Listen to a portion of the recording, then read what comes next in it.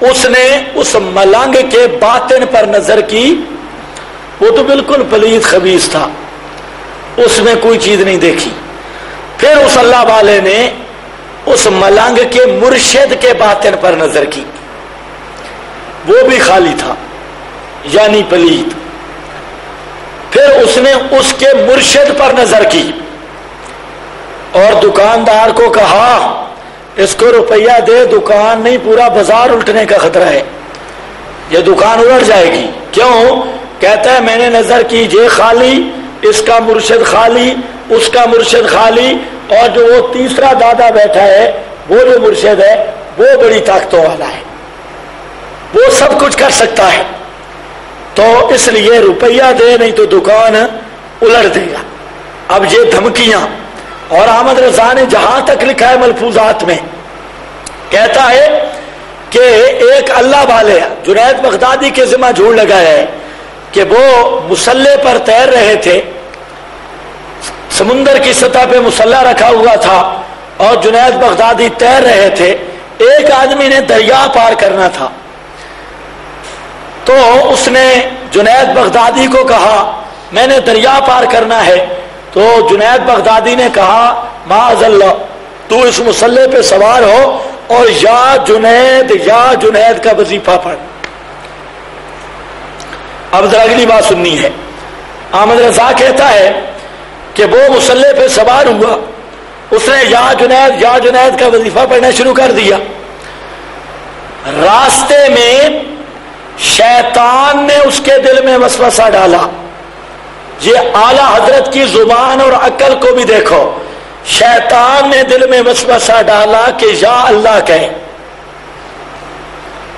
آپ نے اندازہ کیا بریلوی دھرم میں کہ یا اللہ کہنا یہ شیطانی وسوسہ ہے.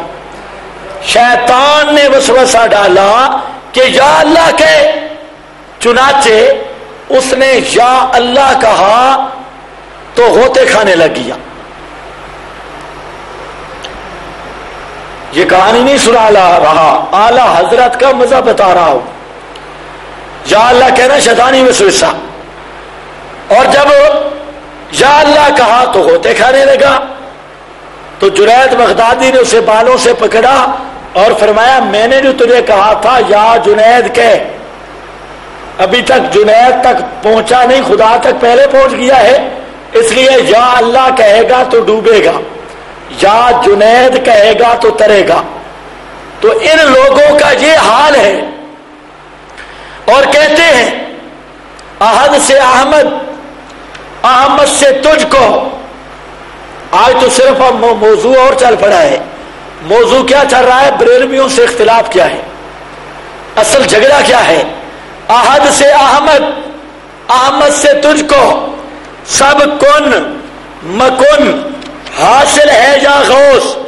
احد سے احمد اور احمد سے تجھ کو، سب کن مکن حاصل ہے یا غوث. احمد رضا کی ہدایت کے بخشش پڑھ رہا ہوں. کہتے ہیں احد سے احمد کو ملا اور احمد سے شیخ عبد القادر جیلانی کو ملا. کیا چیز ملی؟ کن فیکون. کن فیکون کے اختیارات. اذا اراد شیئا ان یقول له کن فیکون. کن فیکون کا مالک کون ہے؟ بریلوی کہتے ہیں کن فیکون کے اختیارات، جس طرح رب کن کہے اور چیز ہو جاتی ہے، یہ طاقتیں اللہ نے اپنے پیاروں کو بخش دی ہیں. احد سے احمد کو ملا اور احمد سے شیخ عبد القادر جیلانی کو. عقل کا بھی اندازہ لگاؤ. احد سے احمد، احمد کے بعد نمبر کس کا تھا؟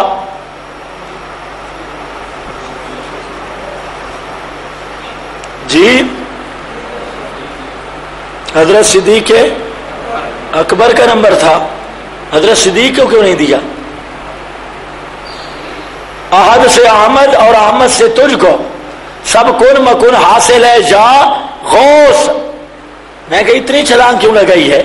احد سے احمد تک اور احمد سے 5ویں صدی تک کوئی بندہ نہیں ملا. احد سے احمد، احد سے احمد اور احمد سے تجھ کو حاصل ہے کن مکن حاصل ہے یا غوث. چلو بہرحال میں یہ بتانا چاہتا ہوں ہمارا جھگڑا یہ ہے، یہ اللہ کی عزت کا مسئلہ ہے، خود رب کی کتاب کا مسئلہ ہے۔ اللہ کی کتاب یہ کہتی ہے کائنات میں بنانے الا لہ الخلق والامر، اس کائنات کو بنانے والا بھی اللہ اور اس کائنات کو چلانے والا بھی اللہ۔ پورے ربوں کا یخلق ما یشاء و یختار، حتیٰ کہ اللہ نے امام الانبیاء صلی اللہ علیہ وسلم کو فرما دیا قل لا املک لنفسی نفعا ولا ضرا، اور دوسرے مقام پر ضرا ولا نفعا، میرے پیغمبر اعلان فرما دو میں اپنی جان کے نفع نقصان کا بھی مالک نہیں، اپنی جان کے نفع نقصان کا بھی مالک نہیں، الا ما شاء اللہ، ہوتا وہ ہے جو اللہ چاہے۔ اور سورۃ الجن کے اندر اللہ نے اور وضاحت کر دی اور شبہوں کا جواب دے دیا۔ کوئی مشرک کہہ سکتا تھا اپنے مالک تو نہیں لیکن کائنات کے نفع نقصان کے مالک، کائنات کی ہر چیز، جس طرح یہ مشرک کہہ رہے ہیں احمد رضا جیسا اکبر کہہ رہا ہے، یا مفتی احمد یار جیسا پاپی لکھ رہا ہے کہ سارے اختیارات اللہ نے نبی پاک علیہ السلام کو عطا کر دیے۔ یاد رکھو اللہ رب العزت نے فرمایا قل انی لا املک لکم، قل انی لا املک لکم ضرا ولا رشدا، یہاں پر صنعت احتباق ہے۔ احتباق کا مطلب ہے دو لفظ ذکر کیے اور دو جو بطور تقابل کے سمجھ آ رہے تھے وہ چھوڑ دیے۔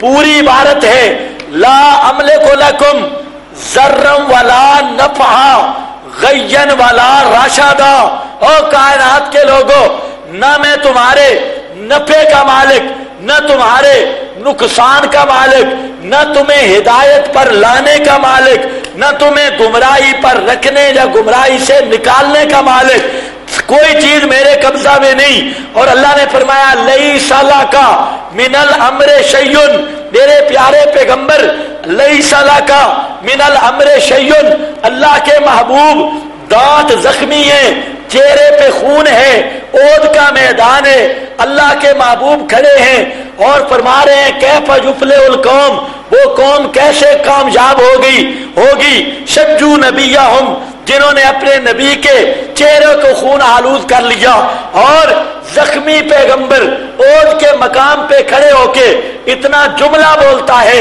اللہ نے فرمایا لیس لک من الامر شیء، میرے پیغمبر یہ فلاح اور عدم فلاح یہ اختیارات تیرے تو نہیں ہیں، تجھے تو اس میں ذرا اور رتی کا اختیار بھی نہیں ہے، یہ تو میری مرضی ہے۔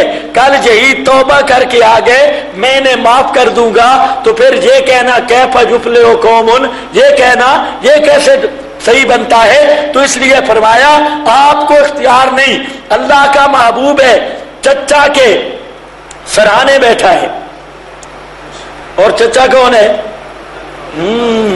خیال کرنا ہے، اب مسئلہ کھلے گا۔ چچا کے قریب ہے اور نعت خان چچا، کون سا چچا؟ مذاق نہیں کر رہا، ابو طالب نے جو نعتیں پڑھی ہیں آپ کے نعت خانوں کو تو آتی نہیں، نعت خان تھا ابو طالب، بڑا نعت خان تھا، آپ والے نعتیں نہیں، آپ علیہ السلام کا نعت خان چچا، ساری زندگی پہرا دینے والا۔